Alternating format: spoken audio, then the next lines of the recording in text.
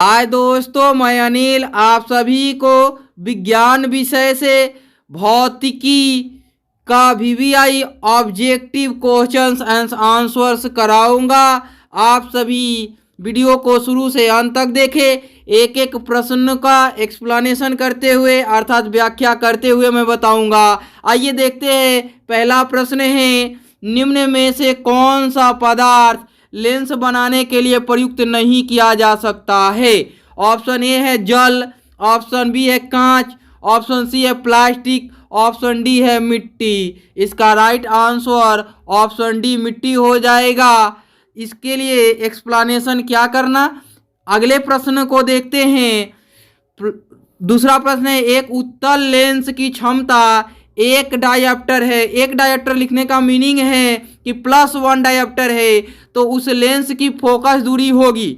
यहाँ फोकस दूरी या तो मीटर में दिया रहेगा या तो सेंटीमीटर में, तो सारे के सारे सेंटीमीटर में दिए गए हैं। प्लस है तो प्लस वाले को देखेंगे, माइनस वाले को छोड़ देंगे। इसमें ऑप्शन बी और ऑप्शन डी दोनों माइनस वाले हैं, तो इनको नहीं देखना है। अब दो प्लस वाले हैं, तो एक डायोप्टर मतलब कि लेंस की क्षमता बराबर होती है 1/f, और f जो होती है मीटर में होती है और यहाँ सेंटीमीटर में दिया हुआ है। और मीटर को सेंटीमीटर बनाने के लिए 100 से क्या करना होता है, गुणा करना होता है। तो ऊपर 100 से +100 लिख देंगे, तो ये हो जाएंगे सेंटीमीटर में +100 सेंटीमीटर। एक डायोप्टर बराबर कितना होता है, +100 सेंटीमीटर उसकी फोकस दूरी हो जाएगी। इसलिए इसका ऑप्शन सी सही हो जाएगा। क्या करना है, फॉर्मूला लिखना है, लेंस की क्षमता बराबर 1/f मीटर में, और मीटर को सेंटीमीटर में बदलने के लिए 100 से गुणा करेंगे, तो डायोप्टर जो होगा, एक डायोप्टर जो हो जाएगा वो 100 के बराबर हो जाएगा। बाई क्रॉस करेंगे गुणा, तो ये 100 मिलेगा +100 सेंटीमीटर मिलेगा। मीटर में होता तो 1 मीटर होता है ना। प्रश्न संख्या 3 है, प्रकाश के अपवर्तन के कितने नियम हैं? ऑप्शन ए है 1, ऑप्शन बी है 2, ऑप्शन सी है 3, ऑप्शन डी है 4। इसके सही उत्तर ऑप्शन बी 2 होंगे। क्यों? प्रकाश के अपवर्तन के 2 नियम है, प्रकाश के परावर्तन के भी 2 नियम है। प्रकाश के अपवर्तन के नियम कहते हैं कि आपतित किरण और अपवर्तित किरण है ना, और उनके बीच डाला गया लंब एक क्या होते हैं, तल में होते हैं। और कहता है कि आपतन का कोण और अपवर्तन का कोण का अनुपात जो होता है वो कांस्टेंट होता है, नियत होता है, कभी बदलता नहीं है। ये 2 नियम हो गए। उनके कोण का अपवर्तनांक कैसे कोण के माध्यम से निकालते हैं, तो उनके कोण का रिलेशन क्या होता है, तो sin i अपॉन में sin r होता है। यानी कि आपतन कोण की जगह sin i, आपतन कोण को i से डिनोट किया जाता है और अपवर्तन कोण को r से। i से इंसिडेंट रे होता है, तो इंसिडेंट एंगल ऑफ इंसिडेंस है ना, और एंगल ऑफ रिफ्रैक्शन ऐसा हम कहेंगे। तो r क्यों होता है, i क्यों होता है, ये समझ चुके हैं आप। चौथा प्रश्न है, प्रकाश के परावर्तन के कितने नियम हैं? ऑप्शन ए है 1, ऑप्शन बी है 2, ऑप्शन सी है 3, ऑप्शन डी है 4। इसके भी ऑप्शन बी ही सही होंगे। क्यों? प्रकाश के अपवर्तन और प्रकाश के परावर्तन के 2 नियम होते हैं, है ना। प्रकाश के परावर्तन के नियम कहते हैं कि आपतित किरण और परावर्तित किरण और आपतन बिंदु पर डाला गया लंब तीनों एक ही समतल में या तल में होते हैं, और आपतन कोण I और प्रवर्तन कोण R दोनों बराबर होते हैं। ऐसा दोनों नियम हो गया। प्रश्न संख्या 5 है, किसी माध्यम के अपवर्तनांक का मान होता है। ऑप्शन ए है sin i अपॉन में sin r, ऑप्शन बी है sin r अपॉन में sin i, ऑप्शन सी है sin i गुणे sin r, ऑप्शन डी है sin i plus sin r। मैं आपको बताऊं कि इसका सही उत्तर ऑप्शन ए होगा। स्नेल के नियम से आपतन कोण की जगह sin i अपॉन में अपवर्तन कोण की जगह sin r, दोनों के अनुपात एक नियतांक होते हैं। इसलिए इनका मान क्या होता है, साइन आई अपॉन में साइन आर होता है। ऑप्शन ए में ऐसा दिया गया है। प्रश्न संख्या 6 है, एक उत्तल लेंस होता है। ऑप्शन ए है सभी जगह से समान मोटाई का या सभी जगह समान मोटा। ऑप्शन बी है बीच की अपेक्षा किनारों पर मोटा, है ना, बीच की अपेक्षा, बीच में पतला और किनारों पर मोटा। ऑप्शन सी में किनारों की अपेक्षा बीच में मोटा। ऑप्शन डी है इनमें से कोई नहीं। तो अवतल दर्पण जो होता है उसका परावर्तक सतह क्या होता है, उठा होता है, और दो उसी प्रकार के सतह क्या होते हैं, आपस में जुड़ जाते हैं। उसी प्रकार के कांच के टुकड़े आपस में जुड़ जाते हैं, ज्यामितीय टुकड़े जुड़ जाते हैं, तो उनका बीच क्या होगा, उठा हुआ होगा। अर्थात कि ऑप्शन सी इसका सही होगा, किनारों की अपेक्षा बीच में मोटा, है ना। संख्या 7 है, सोलर कुकर में प्रयोग किया जाता है। ऑप्शन ए है अवतल दर्पण का, ऑप्शन बी है उत्तल दर्पण का, ऑप्शन सी है समतल दर्पण का, ऑप्शन डी है उत्तल तथा अवतल दर्पण का। हम आपको बता रहे हैं, ये समझिए पहले, सोलर कुकर में अवतल दर्पण का प्रयोग किया जाता है, इसके लिए ऑप्शन ए सही हो जाएगा। क्यों किया जाता है ये जानिए।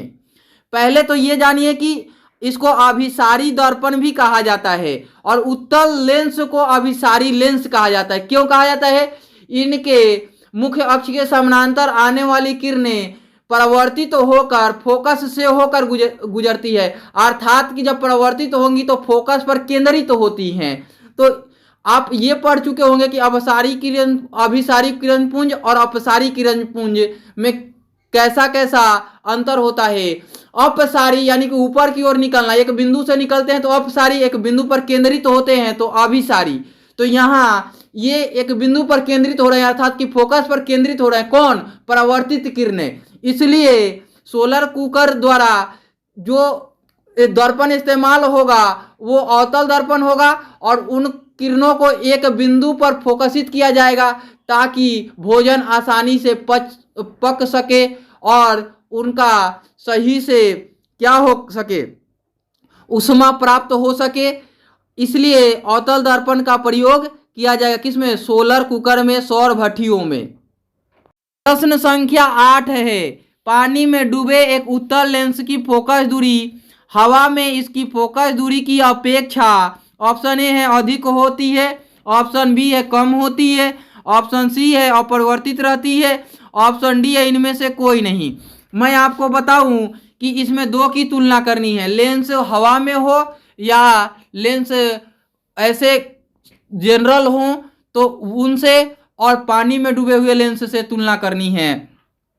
तो पानी में डूबे हुए लेंस की फोकस दूरी अधिक होगी कि कम होगी ये बताना है। तो इसका राइट आंसर ऑप्शन ए ही होगा, अधिक होती है। कैसे, तो आप जानते हैं कि लेंस स्वयं होता है, जनरली रूप में होता है या हवा में होता है, तो उनकी फोकस दूरी जो होती है निश्चित होती है, जो निर्धारित होती है। जैसे उसे पानी में डालते हैं लेंस की मोटाई क्या हो जाती है, बढ़ जाती है। जब मोटाई बढ़ेगी तो उनकी वक्रता क्या होगी, वक्रता बढ़ेगी, और वक्रता बढ़ेगी तो उनकी फोकस दूरी भी बढ़ेगी, क्योंकि उनकी वक्रता केंद्र यानी कि फोकस दूरी की दुगनी दूरी भी उसकी क्या होगी, बढ़ेगी, तो उनकी फोकस दूरी भी बढ़ जाएंगी। इसलिए ऑप्शन ए सही होंगे। अगला प्रश्न 9 नंबर है, किसी शब्दकोश में पाए गए छोटे अक्षरों को पढ़ते समय आप निम्न में से कौन सा लेंस पसंद करेंगे। मैं आपको बताऊं कि मिनिमम दूरी जो होती है 25 सेंटीमीटर होती है, तो पहले तो दो ऑप्शन छट जाएंगे, 5 सेंटीमीटर वाले दोनों ऑप्शन छट जाएंगे। अब एक उत्तल लेंस है 50 सेंटीमीटर फोकस दूरी वाले, एक अवतल लेंस है। छोटा प्रतिबिंब बनता है किसमें, अवतल लेंस में छोटा प्रतिबिंब बनता है, उत्तल लेंस में बड़ा प्रतिबिंब और छोटा प्रतिबिंब दोनों बनता है। तो इसलिए 50 सेंटीमीटर फोकस दूरी वाले क्या करेंगे, उत्तल लेंस का प्रयोग करेंगे, है ना। ये ध्यान में रखते हुए ऑप्शन एलिमिनेट करेंगे कि न्यूनतम दूरी आंख से किसी पाठक की दूरी कितनी होनी चाहिए, किसी किताब की दूरी पाठक से कितनी दूरी पर होनी चाहिए, कम से कम 25 सेंटीमीटर। तो दो ऑप्शन ऐसे एलिमिनेट हो जाएंगे, तो दो एलिमिनेट हो जाएंगे, दो बचेंगे। आप जानते हैं कि छोटे अक्षर हैं तो छोटे अक्षर को पढ़ने के लिए बड़ा बनाना पड़ेगा, तो बड़ा एक ही लेंस में बन सकता है, वो है उत्तल लेंस, इसलिए ऑप्शन ए सही हो जाएगा। प्रश्न संख्या 10 है, प्रकाश तरंग का उदाहरण है ध्वनि तरंग, विद्युत चुंबकीय तरंग, परावैगनी तरंग, इनमें से कोई नहीं। तो मैं बताऊं, प्रकाश से निकलने वाले प्रकाश किरणों में परावैगनी तरंग भी होते हैं, जिनको ओजोन परत O3 ऑब्जर्व करती हैं। तो इसलिए प्रकाश तरंग का एक उदाहरण कौन हो जाएगा? परावैगनी तरंग हो जाएगा, इसलिए ऑप्शन सी इसका सही होगा। 12 नंबर प्रश्न है, दंत विशेषज्ञ किस दर्पण का उपयोग मरीजों के दांत का बड़ा प्रतिबिंब देखने के लिए करता है? दंत चिकित्सक है ना, किस दर्पण का प्रयोग करता है? तो हम सभी जानते हैं कि अवतल लेंस में और उत्तल दर्पण में छोटा प्रतिबिंब बनता है, तो पहले उत्तल वाले को एलिमिनेट कर दीजिए, समतल दर्पण को छोड़ दीजिए, अब बच गया अवतल दर्पण। इसलिए दंत चिकित्सक किसका प्रयोग करेंगे? अवतल दर्पण का, क्योंकि अवतल दर्पण में बड़ा प्रतिबिंब बनता है और उत्तल लेंस में बड़ा प्रतिबिंब बनता है।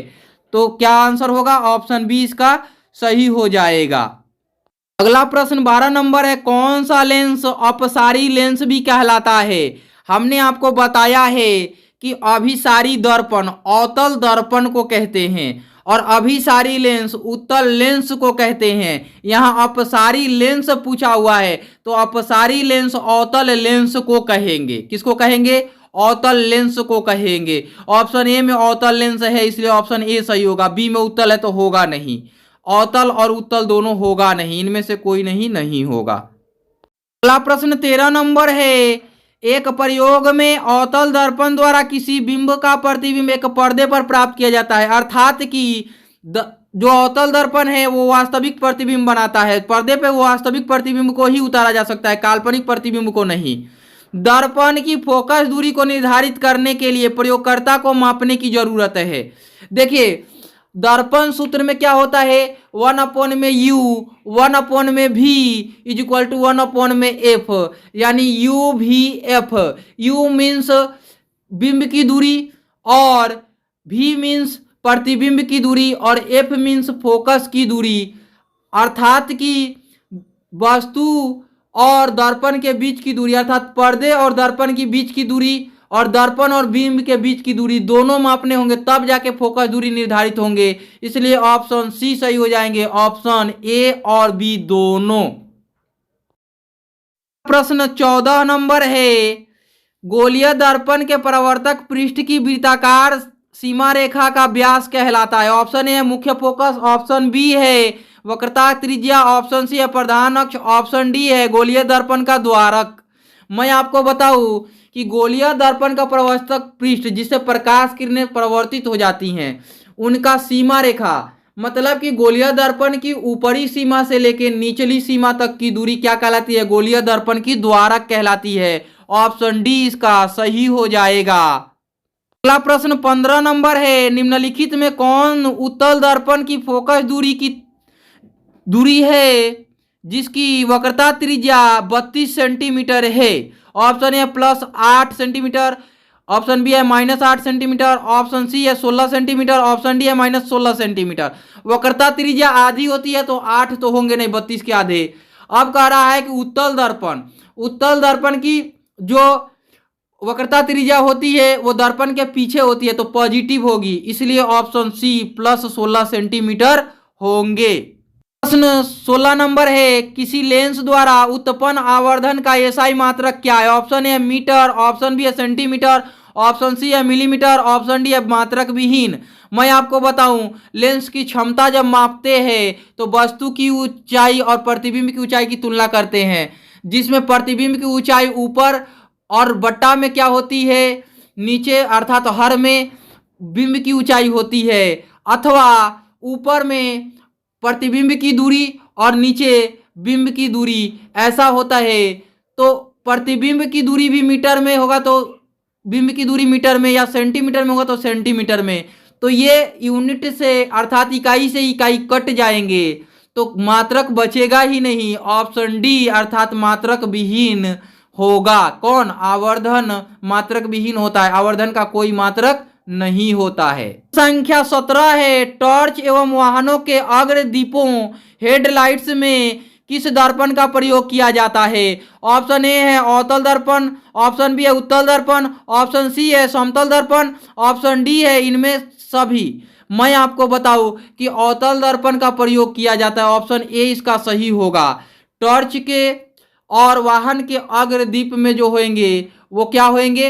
अवतल दर्पण होंगे, क्योंकि इनका क्या होता है, ये प्रकाश किरणों को क्या करते हैं, ऑब्जर्व करते हैं और तब ये परावर्तित करेंगे, और ये परावर्तित करेंगे तो विभिन्न दिशाओं में परावर्तित करेंगे। प्रश्न संख्या 18 है, वाहनों के साइड मिरर अर्थात पीछे देखने के दर्पण में किस दर्पण का प्रयोग किया जाता है? तो इसमें उत्तल दर्पण का प्रयोग किया जाता है। मेरे चैनल में आप देख पाएंगे कि पश्च दृश्य के रूप में किस दर्पण का प्रयोग करते हैं या पीछे देखने के दर्पण के रूप में किसका प्रयोग किया जाता है। ऐसा प्रश्न मैं डाल चुका हूं 2 अंकीय प्रश्नोत्तर का, है ना। तो आप सर्च करेंगे तो वो आ जाएगा, अन्यथा मैं इसी वीडियो के नीचे डिस्क्रिप्शन में लिंक डाल दूंगा, आप देख लेंगे। क्यों उत्तल दर्पण का प्रयोग होता है ये मैं बता रहा हूं आपको, क्योंकि इसमें जो होता है प्रकाश का किरण आता है या अर्थात बिंब से प्रकाश आती हैं, तो उनका क्या होता है, अब ये परावर्तन करते हैं विभिन्न दिशाओं में और छोटे प्रतिबिंब बनाते हैं। क्या करते हैं, छोटे प्रतिबिंब बनाते हैं और विभिन्न दिशाओं में परावर्तित करते हैं, तो इनका दृष्टि विस्तार क्षेत्र ज़्यादा बन जाता है, ज़्यादा प्रकाशमय हो जाता है, इसलिए विस्तार क्षेत्र ज़्यादा बन जाता है। और एक और कारण है, इनका परावर्तक सतह ऊठा होता है, जिसके कारण इनका परावर्तक सतह का क्षेत्रफल जो होता है वो भी अधिक होता है। इस प्रकार से ऑप्शन सी इसके सही हो जाएंगे। संख्या 19 है, लेंस में कितने फोकस होते हैं? तो इसमें 2 फोकस होते हैं, चूंकि 2 अपवर्तक सतह होंगे इसलिए 2 फोकस होंगे, ऑप्शन ए सही हो जाएगा। संख्या 20 है, लेंस के क्षमता का एसआई मात्रक होता है। Option A dioptre, option B है एंगस्ट्रॉम, ऑप्शन सी है ल्यूमेन, ऑप्शन डी है लक्स। आपको मैं बताऊं कि लेंस की क्षमता का एसआई मात्रक जो होता है वो डायोप्टर होता है। संख्या 21 है, प्रकाश गमन करता है। ऑप्शन ए सीधी रेखा में, ऑप्शन बी है तिरछी रेखा में, ऑप्शन डी है टेढ़ी मेढ़ी रेखा में, ऑप्शन डी है इनमें से कोई नहीं। मैं आपको बताऊं कि प्रकाश हमेशा सरल रेखा में अर्थात सीधी रेखा में गमन करते हैं, इसलिए ऑप्शन ए इसका सही हो जाएगा। संख्या 22 है, उत्तल दर्पण के सामने एक वस्तु को रखा गया है जिसकी प्रतिबिंब की प्रकृति कैसी होगी? ऑप्शन ए काल्पनिक, ऑप्शन बी है वास्तविक, ऑप्शन सी है वास्तविक या काल्पनिक, ऑप्शन डी इनमें से कोई नहीं। मैं बताऊं कि उत्तल दर्पण है तो दर्पण उत्तल है तो इसमें हमेशा काल्पनिक प्रतिबिंब, आभासी प्रतिबिंब, सीधा प्रतिबिंब, छोटा प्रतिबिंब बनता है और दर्पण के पीछे प्रतिबिंब बनता है। नंबर 1 याद रखिएगा कि दर्पण के पीछे प्रतिबिंब बनता है, वस्तु से छोटा प्रतिबिंब बनता है, आभासी प्रतिबिंब बनता है। ऐसा याद रख लेंगे तो सीरीज वाइज आप इसका आंसर सही से कर पाएंगे। प्रश्न संख्या 23 है, इनमें से कौन दर्पण का सूत्र है? ऑप्शन ए है 1/v minus 1/u is equal to 1/f, option B है 1/u plus 1/v is equal to 1/f, option C है 1/v plus 1u/1 is equal to 1/f, option D है v/1 plus 1/u is equal to 1/f। मैं आपको बताऊं कि इसका right answer option B होगा। क्या होगा? 1/u plus 1/v is equal to 1/f होगा। बाकी पहला जो दिया गया है वो लेंस सूत्र है, 1/v minus 1/u is equal to 1/f, ये लेंस सूत्र है। ऑप्शन ए क्या है? लेंस सूत्र है। ऑप्शन बी क्या है? दर्पण सूत्र है। संख्या 24 है, निम्नलिखित में से कौन लेंस को अभिसारी लेंस कहते हैं? ऑप्शन ए है उत्तल लेंस, ऑप्शन बी है अवतल लेंस, ऑप्शन सी है उत्तल एवं अवतल लेंस दोनों, ऑप्शन डी है बाइफोकल लेंस।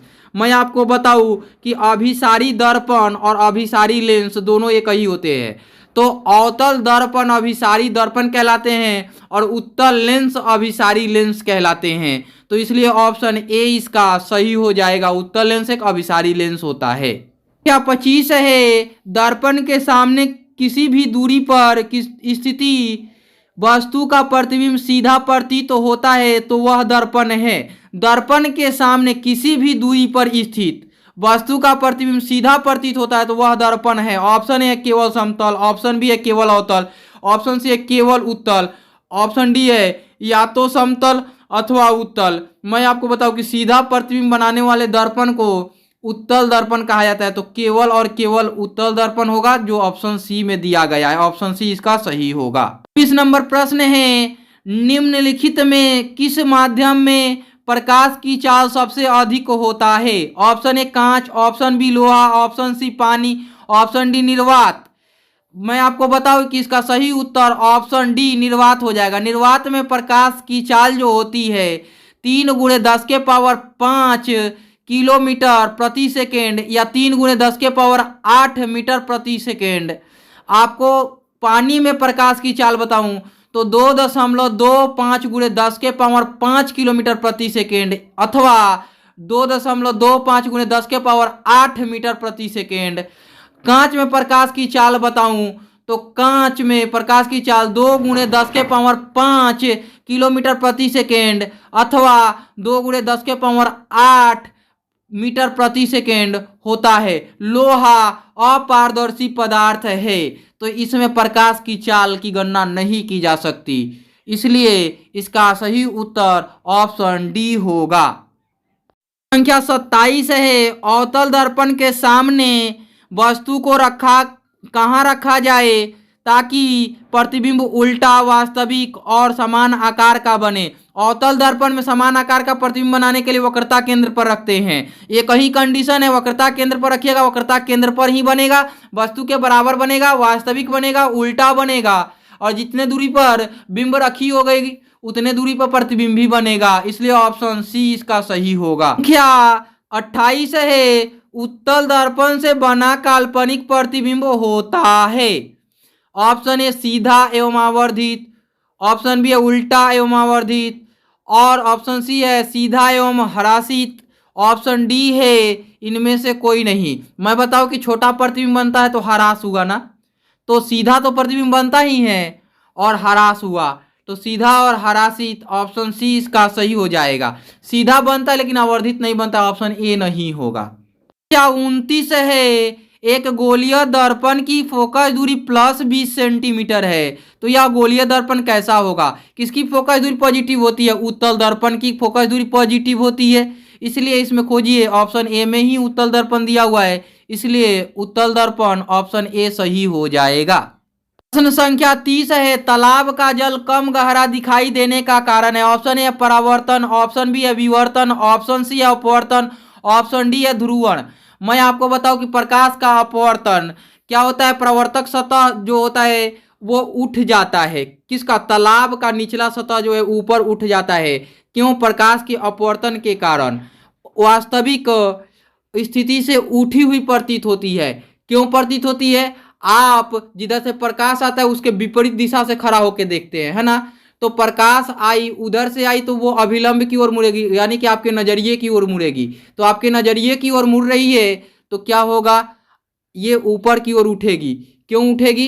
क्योंकि वो प्रकाश आ रही है तो वो जाएगी तो आपके नजरिए की ओर उठना, यानी कि वो उसके पहले से पथ बनाएगी और उसके पहले का पथ से ऊपर उठेगा तो ये अपवर्तन की घटना हो जाती है। आपके नजरिए की ओर मुड़ेगा यानी पथ बदलेगा, तो ये क्या हो जाएगी?